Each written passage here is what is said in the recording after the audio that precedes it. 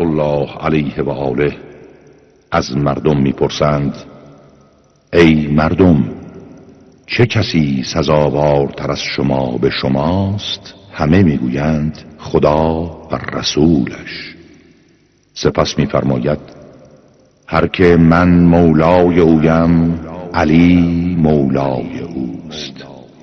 خداوندا دوستدارانش را دوست و دشمنانش را دشمن دار.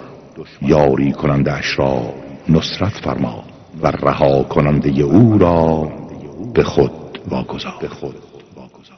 خدای امجد حیدر شد وصی احمد، از تاج ولایت او تابد نور حی سرمد. حب تو مذهب، نام تو بر لب،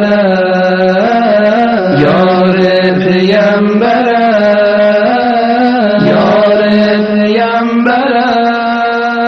یا علی مدد حیدر، یا علی مدد حیدر، یا علی مدد حیدر، یا علی مدد حیدر، یا علی مدد حیدر، یا علی مدد حیدر، یا علی مدد حیدر، یا علی مدد حیدر، یا علی مدد حیدر، یا علی حیدر. ای خاک رهت شفای درد بی دوای من، ای خاک رهت شفای درد بی دوای من.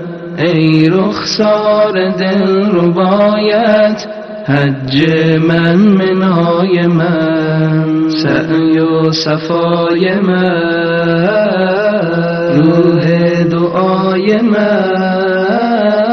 ای آشنای من، ای آشنای من.